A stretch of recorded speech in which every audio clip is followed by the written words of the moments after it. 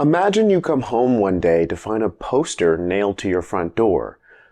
On it, in big, bold letters, are orders from your government. Orders to do what? Well, leave. Like, leave for a few days so they could, paint it or spray it for bugs or something? No, just leave. With no guarantee that it'd still be your home when or if your family comes back. Well, surely your neighbors will stand up for you, or there must be some sort of law to prevent the government from doing this to you, right? Not exactly.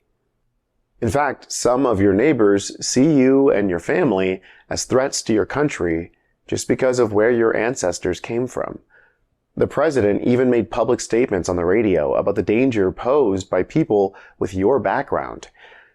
You're not sure what's going on, but you have a feeling that you and your family's lives will never be the same again. Welcome back, historians. As the United States deepened its involvement in Europe and the Pacific, suspicions toward American citizens with any ties to enemy countries rose. These suspicions led to tens of thousands of families coming home to find flyers like the ones we mentioned on their doors. Their rights were stripped away, and they were forced to uproot their entire lives, supposedly in the name of national security.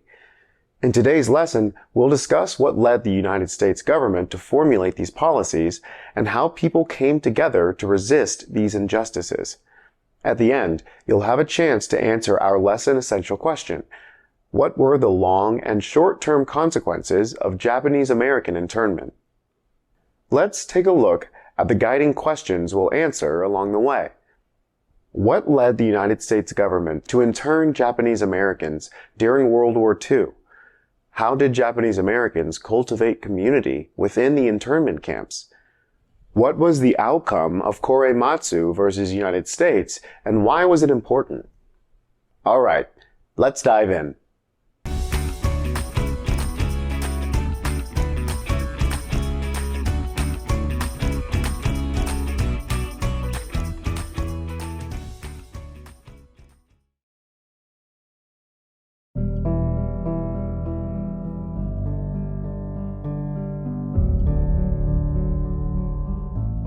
On February 19, 1942, President Roosevelt issued Executive Order 9066.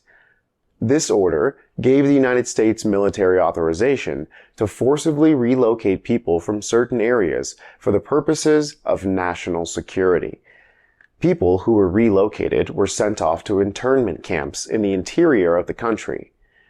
Internment camps were concentration camps for civilians with suspected ties to enemy countries during wartime. Although the United States government used the order to harass and intern people with ties to Italy, Germany, or any of the Axis powers, its primary targets were Japanese Americans on the west coast of the United States. But why? You see, anti-Japanese sentiment had been building in the United States since the late 19th century. It was during this time that the concept of yellow peril originated. This term represented the Western fear of Asian people as a threat to Western society and values. Their prejudice was also rooted in economic changes. As more Japanese Americans began to have success in farming and buying land, some farmers felt threatened by their success and believed Japanese Americans were taking opportunities away from white Americans. These anxieties manifested themselves in state laws like the California Alien Land Law of 1913, which prohibited Japanese immigrants and other aliens ineligible for citizenship from owning land. They also led to federal legislation, like the Immigration Act of 1924, which completely banned immigration from Japan and the rest of Asia. Popular media also contributed to anti-Asian prejudice. Pause the video and write down how these two examples of American media portrayed Asian characters. As you may have noticed, American media outlets often portrayed Japanese and other Asian people as sneaky, untrustworthy, and threats to American culture. And after Japan's bombing of Pearl Harbor in December 1941, anti-Japanese sentiment intensified throughout the United States. This event solidified in the minds of many Americans that the Japanese were the enemy, including Japanese Americans whose families had been in the United States for generations. The U.S. government and media organizations added additional fuel to the fire by making baseless claims that Japanese Americans were potential spies or saboteurs for the Japanese Empire. We can see this sentiment on display in this cartoon by the well-known children's author Dr. Seuss, which suggests that Japanese Americans on the West Coast were awaiting orders from the Japanese Empire to attack the United States. This hysteria eventually led to Roosevelt's executive order to forcibly relocate over 120,000 Japanese American men, women, and children from their home and send them to internment camps without any prior investigation or evidence. Before we get into conditions at the camps, let's review.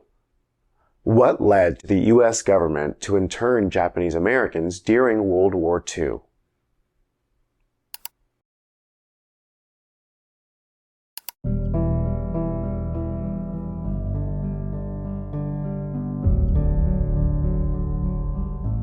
The process of relocation and transitioning to life within the internment camps posed a huge challenge to hundreds of thousands of Japanese Americans. Once they received the notice to relocate, they often only had a few days to decide what to do with their homes, possessions, and businesses. They often had to sell their belongings at a fraction of their worth or leave them with friends. Some lost everything. Then the military rounded them up in temporary assembly centers, which were often at fairgrounds, racetracks, or other public places. From here, the military shipped internees to internment camps in remote areas in the interior of the country. They were often housed in barracks with no plumbing or cooking facilities of any kind, and little to no privacy. Residents were forced to use communal bathrooms and showers, and eat their meals in crowded mess halls. These camps were often located in extreme environments like deserts or swamps, and their living arrangements didn't offer adequate protection against the elements. Camps were surrounded by barbed wire fences and guard towers, where armed guards watched over the interned and stood as reminders of the freedom they had been stripped of. However, the internees were resilient. They strove to cultivate a strong community within those walls and establish some semblance of normalcy. They set up schools for children to continue their studies, and for adult education classes as well. They created newspapers that were used to disseminate information and voice concerns about issues in the camp. They organized recreational activities like baseball and basketball games. They took jobs within the camps, serving as teachers, doctors, cooks, or laborers, although wages were significantly lower than what they received in the outside world. Buddhist, Shinto, Christian, and other religious groups held services. Internees continued to practice cultural traditions such as origami, bonsai, and tea ceremonies. They performed kabuki theater and organized sumo wrestling matches. The practice of these traditions not only allowed the community to pass down their traditions to the younger generations, but also represented a form of protest and strength in the face of the injustice and indignities that they were faced with. Before we move on, let's review. How did Japanese Americans create community within the internment camps?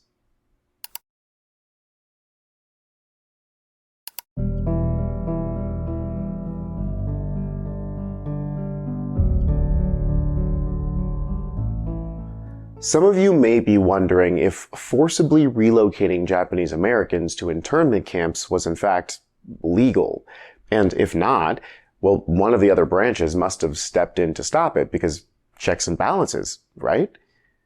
Well, this concept was tested during the case of Korematsu versus the United States in 1944.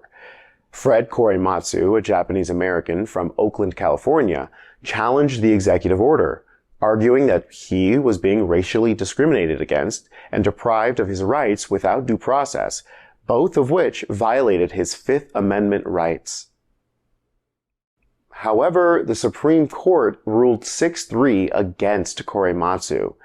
The majority opinion argued that the circumstances of wartime permitted the curtailing of civil liberties. The decision was controversial. In his minority dissent, Justice Robert H. Jackson warned that the decision validated racial discrimination under the pretense of national security and set a dangerous precedent for future misuse. It wasn't until later in 1944, towards the end of the war, that the Supreme Court finally declared that the United States government could not detain a loyal U.S. citizen or anyone who had not given any indication that they intended to undermine the United States government. Starting in January 1945, Japanese Americans were allowed to return to the West Coast, with the last camp closing in 1946. It would take almost 40 years until the courts overturned Korematsu's conviction for violating the military order under Executive Order 9066. And the U.S. government acknowledged that the decision to intern Japanese Americans was based on race prejudice, war hysteria, and a failure of political leadership.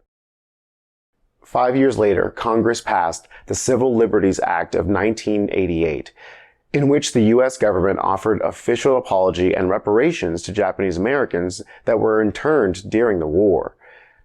Let's review before we wrap up. What was the outcome of Korematsu versus United States, and why was it important?